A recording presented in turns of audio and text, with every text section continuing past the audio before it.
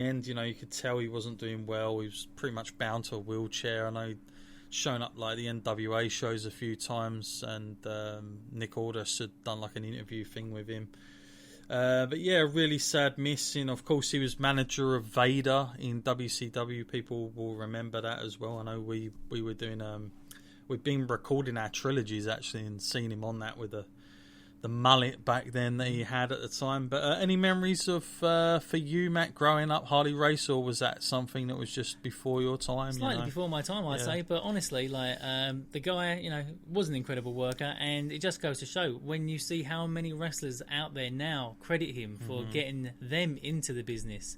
And massive names, even people that I find like influential in my love of wrestling. People like Triple H, they credit him for like a lot of their movesets. Even like with you see it in his moves with his knees and stuff, with the running knee and then the knee drop that he does on his face.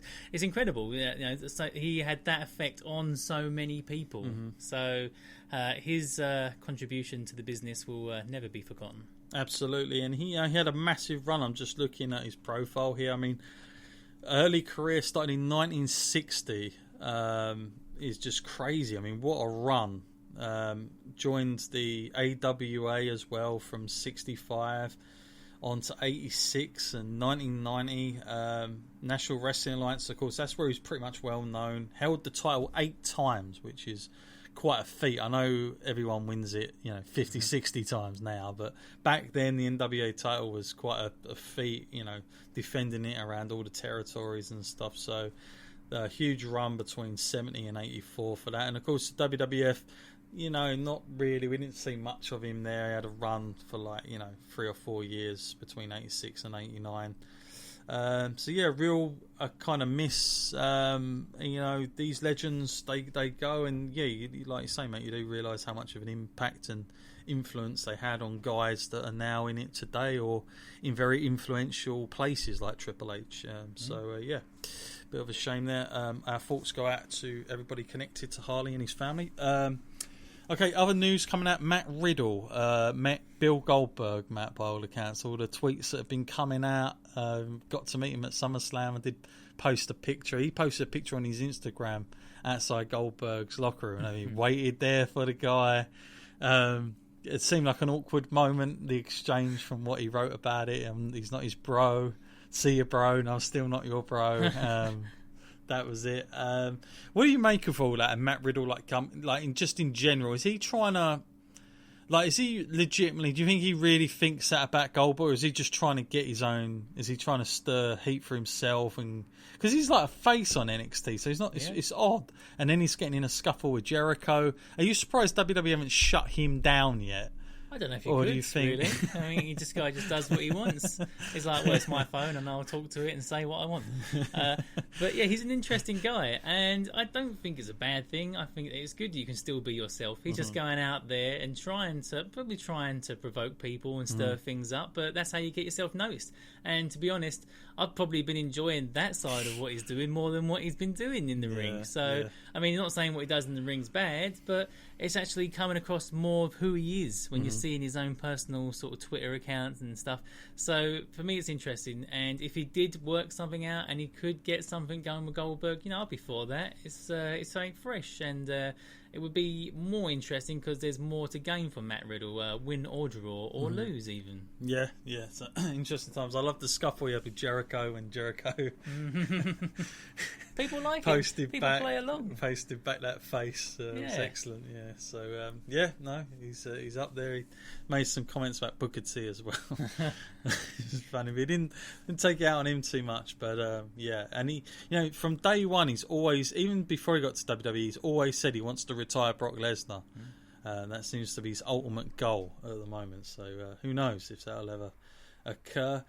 Other news coming out, Matt, is the rumours that NXT may be going on to network television, and the prospects of Vince McMahon and Michael Hayes getting their hands on that gem, possibly, because it'll fly up against AEW on a Wednesday night. What do you make to that? Is that a wise idea?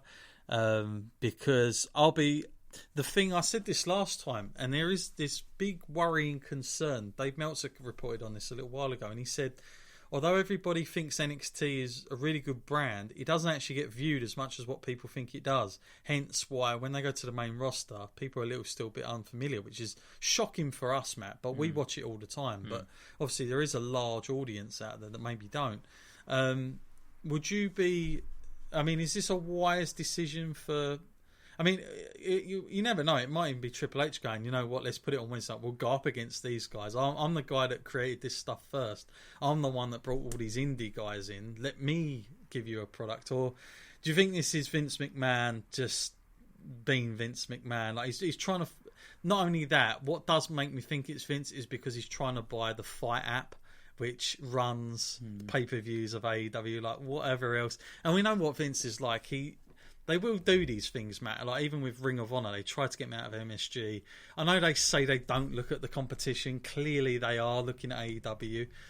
What do you make of all this, Matt? And is this wise for WWE to do at the moment? My initial gut reaction is if it's not broken, why fix it? I mean, NXT is probably something a lot of the hardcore wrestling fans, WWE-wise anyway, look at and think, okay, that's something I can guarantee I want to sit down and watch because I enjoy it.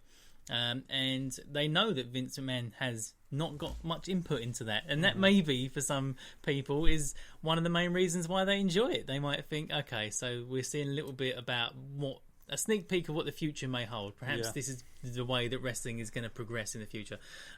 But to actually change it and get Vince McMahon involved, I just don't want to see it. I mean, it's not his thing, is it? It's Triple H's thing. We all know that, and he has so much passion for it. To let someone else take control would be a bit of a shame. But then I can say all this, and then on the other hand, you don't really get anything for not trying something new, do you? You've always got to try and progress and grow, and perhaps they feel like getting it out there to more people is a way of growing the product. And we've said before, wouldn't it be great if they could have some sort of rivalry with the main roster guys, with the NXT guys? This is a way to do that, possibly. I know there's a brand split, but then little people people think little about the possibility of having NXT as its brand going up against SmackDown and Raw, and this is a way to do that. I would be interested in that, personally. Yeah, I think it's just, in the back of your mind, it's going to run up against AEW on a Wednesday night. Yeah. That's why they're trying to do it. They also want to run it for 2 hours, which is going to be different as well, because we're used to seeing an hour, just the right time for a lot of us, I think. 2 hours is going to be a big difference. And then I can see, if they don't do well with ratings up against AEW, I can see Vince being like, I know what we'll do. We'll put Roman on NXT next week, and then we'll get the ratings. And we'll put this guy on NXT, and it just becomes like another show. The 2 hour slot, though, it's almost like a technicality, because where it's on the network, we don't have to worry about commercial breaks. But once they put them in there, when you remove them from SmackDown, there's only about an hour and 20 minutes of SmackDown. Yeah, it's true, but I still think it'll be a different product. I've got this feeling that if they go on TV, they're going to try and they'll do more segments, and they'll try and... Now, if this is purely a way of going up against AEW, they're going to try underhanded things. They'll be trying to get their match on before AEW does, and you can just imagine. I just think they're picking the wrong product to put up against it. And although I like both of them. I mean, I like both NXT and AEW from what I've seen, but I actually believe that NXT, I don't think it would do well up against AEW now, just because of the layout. So the only way they'll make NXT is by making it another WWE show, which we don't want. We like where it is, we like where it sits, and that's the only problem. I know Matt Riddle has wanted this as well, and I get that it would be great as a third show without needing to go to the main roster. But at the same time, depends how it's presented, because I just got a feeling Vince will start chucking all sorts of guys on it just to get some boom ratings, and next we'll see Hogan on it, and you never know. It'll be an anniversary about 50 times a year. So yeah, we have to wait and see on that one. But we'll. I mean, it's going to be an interesting October. That's all I can say, because when AEW hits on Turner Television again, It's going to be an interesting time. I mean, like 2 lots of wrestling, especially going head to head. It's a different thing altogether. The only thing I will say is if NXT plan on doing taping, they're going to be well behind if they do taping, because that's an instant. Well, you're going to watch the live show if you watch it on telly. You're not going to watch a pre-recorded show, so they better sort that one out if they are going to do it. Which is, again, it's just more time. You can only... How can Vince spread himself when he's got the XFL coming as well? So, I don't know. This guy's crazy. He never stops. You can't knock him for that. Okay, not much news coming about AEW at the moment, but we're expecting. We already know pretty much the main shows, Matt, for. Of course, it's the end of August. How excited are you for All Out? And it's going to be a pretty excited. I mean, show. They've done no wrong so far, and all they've done is impress. Yeah. Of course, the interest is there because it's fresh and exciting still. But yeah, I have no doubts that they're going to knock it out of the park again. Any thoughts about these kind of like surprise partners of Jericho's that are supposed to be on the TV show? Like, I mean.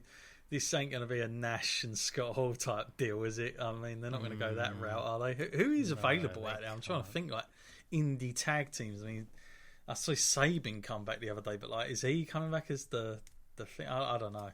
But, yeah, you do... They've been so going on about their tag team. I wonder if it's, like, a big names that are still out there available. It would be good, wouldn't it? It would be nice if there was something like that. I mean, a lot of people are tied down to contracts, so it's hard to get out. I mean, there's some decent ones in Ring of Honor, but a lot of them guys seem to be very dedicated and committed to Ring of Honor. Yeah, especially the Briscoes.